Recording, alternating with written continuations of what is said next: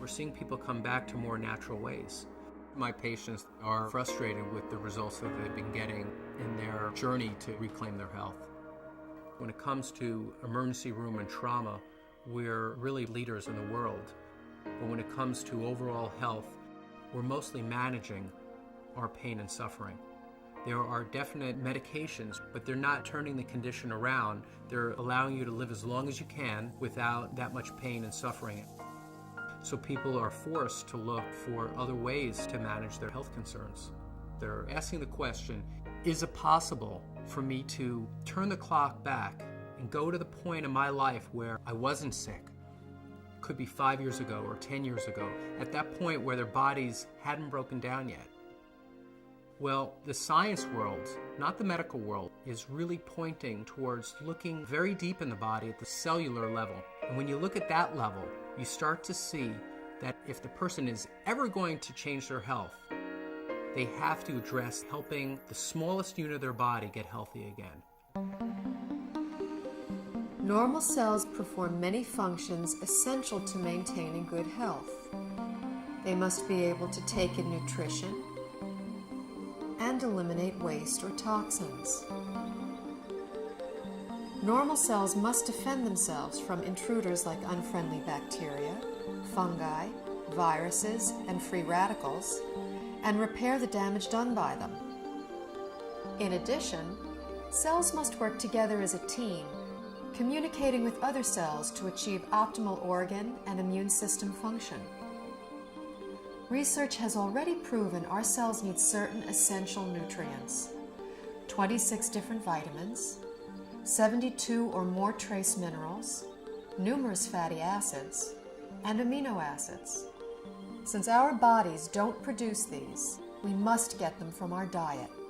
Recently, scientists have discovered that there are at least 8 sugars, called monosaccharides, that our cells also need for optimal function.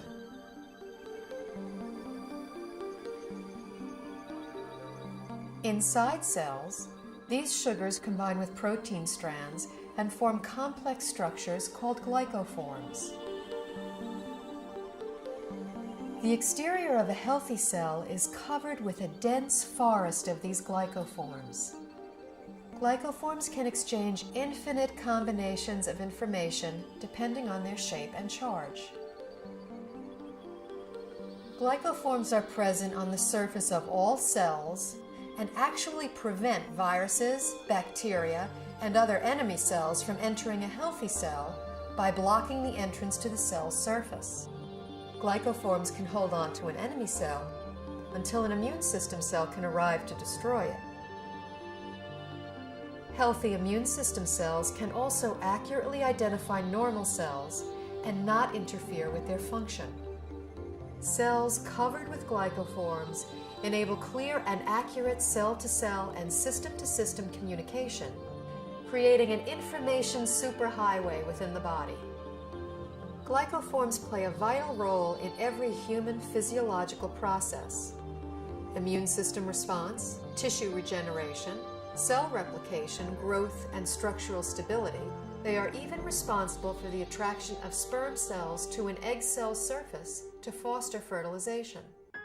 When a cell does not receive the nutrition it needs, it cannot produce energy, and it really loses its function. Healthy cells don't function optimally without glyconutrients. That's all there is to it. We now know how important these 8 sugars are to human health. The problem is, only 2, glucose and galactose, are readily available in our modern diets. A fraction of these other 6 sugars can be gotten through diet, but modern agricultural methods, food processing, widespread use of toxic pesticides and chemical fertilizers have all but eliminated them from our food supply. It's only really been since a little before World War II that what we now call conventional methods, that's fertilizer and pesticides, even came into being. What was conventional farming for thousands of years, we're calling alternative farming and organic farming, and what we're calling conventional is actually a new experiment. The connection of healthy soil to healthy plants and to healthy people cannot be underestimated. Most farmers don't use organic fertilizer because of the economics. The government farm programs reward the use of conventional fertilizers. And then also many farmers grow for big agribusiness companies. When you're dealing in mega farms, the ideal crop is to pick the entire crop one day, get the pickers out of the field, get the money out, plow it down and put another crop in. That's like the perfect scenario. Crops are selected for uniform maturity and the ability to harvest quicker than they should. And that makes a huge difference in the protein content and the nutrient content. Optimally, you want the fruits and vegetables to stay on the vine or on the tree or on the plant for as long as possible, because in those last few days before ripening is when the essential sugars are brought to the fruit or vegetable. Everything that is not picked at its peak, everything that is shipped any length of time begins to lose its nutritional value. The nutrients actually start to oxidize. And once a vegetable turns a little brown or it's rusting, then it's going to cause free radical damage in your body. In addition, if something comes from a very long distance, it can have bacteria on it that your body is unfamiliar with. Generally speaking, the organic produce is much healthier, has a higher nutrient rate than the commercially grown vegetable. This whole thing of organic versus conventional, there's so few people that eat organic. 95% of the fruits and vegetables that are grown are conventional, which means that only a few people are eating organic foods. What I have my patients do is eat as many fruits and vegetables as you can, wash them, and assume that you're getting about a third of their phytonutrient value.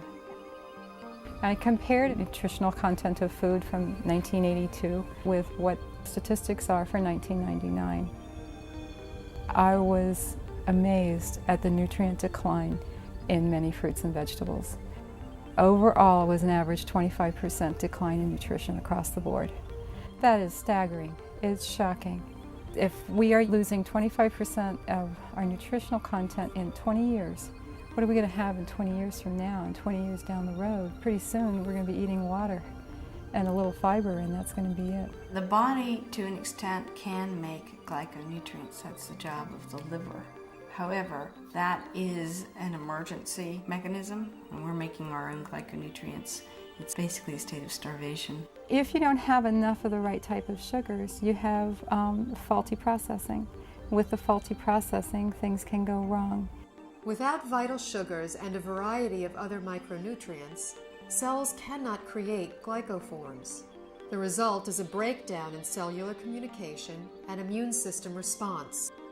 Depleted cells are unable to defend themselves effectively, so cell structures can be damaged and are not effective in healing and regenerating. In this weakened state, cells cannot communicate effectively, compromising the body's ability to identify problems. They are also unable to destroy pathogens such as viruses, bacteria, and fungi, and cannot identify mutated cells so the immune system can eliminate them. For example, when a person suffers from an autoimmune disorder, their compromised immune system may respond inappropriately and treat altered normal cells as intruders and destroy them. It may allow mutated cells to proliferate, or the immune system may not respond at all, leaving the body extremely vulnerable to many types of infectious agents.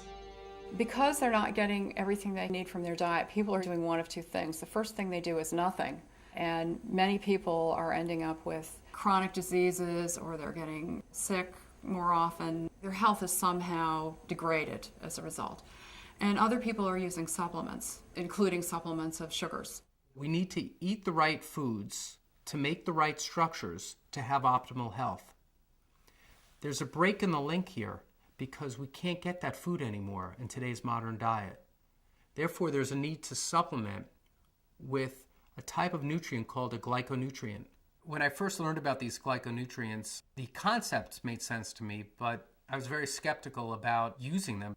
It seemed like there were a lot of people making claims that it could help with all different sorts of health conditions. And anytime I see that, I throw my hands up and I say, this can't be true. The big shift for me was seeing how many different countries were researching this. The University of Oxford have their own Glycobiology Institute where they were studying this as early as the late 1980s. Countries all over the world, Japan, Germany, Switzerland, Finland, New Zealand, Australia were looking at these nutrients and their clinical application, as well as in the United States at Johns Hopkins, MIT, University of California, Irvine. Once I realized how crucial these supplements are for human health, I felt compelled to offer them to my patients in my practice. When I started with the patients with the most serious health challenges that I wouldn't be able to help previously, the results that started coming in were amazing. We just started to see people gain their health back. I had a difficult time getting through the day. I had very low energy, and I was not in very good health. I started on a glyconutritional program big time. Now I don't have a pain in my body. I don't have any restrictions on my capabilities.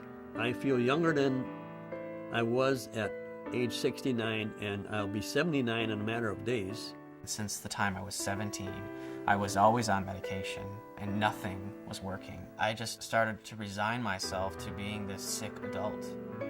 I took these glyconutrients and it's changed my life completely. I'm on a road of recovery where I feel I'm more alive than I've been in over 10 years.